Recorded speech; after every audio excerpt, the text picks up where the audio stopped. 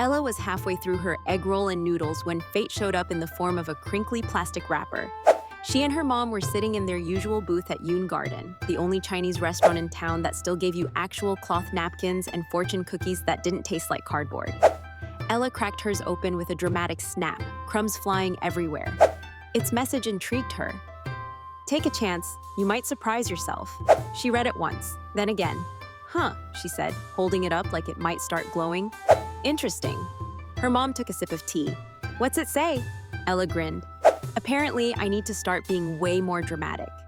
"Looks like that cookie doesn't know you too well, does it?" her mom joked. Ella laughed, but deep down, something within her was stirring. She couldn't put her finger on exactly what it was, but she did know that the message from her fortune cookie changed her perspective on things. The next day was Monday, and for the whole first half of the day, Ella couldn't get last night's message off her mind. And by lunchtime, she had made a decision. She was going to follow the fortune cookie's message. Why? Because middle school was one long loop of boring routines and cafeteria smells. And if some mystical piece of baked wisdom wanted her to take a chance, she was going to take that chance. So she stood up in the middle of lunch, took a deep breath, and started walking straight for Gio Mancini's table. Ella really liked Gio. She even had a small crush on him, but she never directly told him. She sat down beside him, not saying a word. He looked up from his fries, surprised, like he'd spotted Bigfoot. Hello, Ella," he said. "I'm surprising myself," Ella said, grabbing one of his fries and eating it like they were lifelong besties. And just like that, the fortune cookie project was born. Ella convinced her mom to buy an entire box of fortune cookies from the grocery store. She came to school with 6 cookies tucked inside her backpack. Right before first period, she cracked one open. Speak now or risk regret. She thought. This may be risky, but okay. Whatever you say, Mr. Fortune Cookie. Minutes later, during Mrs. Snyder's math class, Ella sat in her desk, pretending to care about fractions. But then right in the middle of the lesson, Ella suddenly stood up. "Okay, not to freak anyone out," she said loudly enough to turn heads, "but I haven't washed this shirt in a week. But I promise it's still soft though." The room went silent. For a second, no one knew how to react. Some kids exchanged confused glances, others just stared at her like she'd grown a second head. Ella, clearly sensing the awkward energy, quickly dropped back into her seat. But before anyone could recover, she shot up again, hands waving dramatically. "Oh, and sometimes I eat cereal with my hands. I know it's weird, but it's less work than using a spoon." She looked around the room like she was just casually sharing groundbreaking news.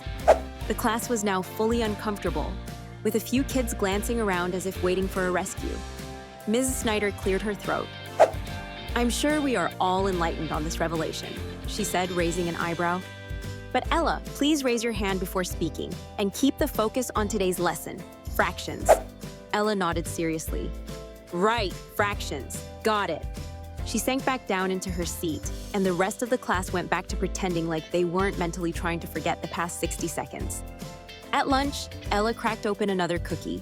"Don't wait for opportunity, make your own," which somehow turned into Ella launching an underground snack trading operation. She even made flyers.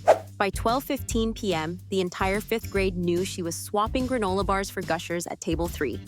By bedtime, she had 3 new friends, a weirdly enthusiastic fan page on TikTok, and one very suspicious email from the principal titled, "Let's chat tomorrow." Wednesday came around, and Ella was still letting fortune cookies run her life. This morning's fortune read, "Trust the one with the loudest laugh." That led Ella to follow Marley Hastings around all day. Marley had a cackle that could scare pigeons, and even gave the class jump scares on occasion. "Why are you shadowing me?" Marley asked during science. Ella shrugged. "You laugh like a villain in a cartoon. I trust you." Marley grinned. "Let's cause a little chaos then." They ended up mapping out which teachers were most likely to give pop quizzes based on how much caffeine they consume. On Thursday, Ella's cookie read, "Be bold, don't hold back." So Ella asked Principal Harris why the vending machine only sold off-brand granola bars that tasted like ground-up cardboard feelings. She also sent an official email to the school district requesting mozzarella sticks in the cafeteria. Later that day, she casually asked Gio if he wanted to hang out sometime. Gio blinked. Sure, I guess. But on weekends I have karate class and Fortnite." Ella replied, It's fine. I'm dating destiny right now. By the time Friday rolled around, the wheels flew off for Ella's fortune cookie project. Ella's cat Jinx had knocked a box of fortune cookies onto her kitchen floor. 13 of them. Ella took it as a sign from the universe. She opened all of them and decided, of course, to follow every single one, which meant wearing her rain boots to school, even though it was sunny, because one cookie said, "Embrace the unexpected." She also asked a random fourth grader for help on her history homework, because one of the cookies said, "Someone new has the answers you need." She also taped her sandwich to the underside of her desk thanks to "Shift Your Perspective." By sixth period, Ella had gotten a mild scolding, 2 glitter stars for creative problem solving, and a formal invitation to speak at the next student council meeting about vending machine reform. And by the time Saturday morning rolled around, Ella was very tired. This week's crazy events had her drained and exhausted. With sleepy eyes, she cracked open today's cookie and stared at its message. "You already have the wisdom you need." She read it twice. Then she put the cookie down, carefully, like it might bite her. For the first time all week, she thought, "Yeah, I kinda do." And she told her mom everything. Her mom didn't laugh. She didn't scold. She just smiled and said, "Sounds like you learned something." Ella nodded. "Yeah, like maybe I shouldn't base my entire life on snack advice." Probably not, though the mozzarella stick petition was solid. And on Monday, Ella went back to eating her lunch the way she normally did, with no fortune cookie guidance at all. When Marley asked if the fortune cookie project was over, Ella shrugged. "Technically, yeah, but also, I think it kinda worked." "How?" Ella smiled. "I stopped waiting for something cool to happen. I just started making things happen."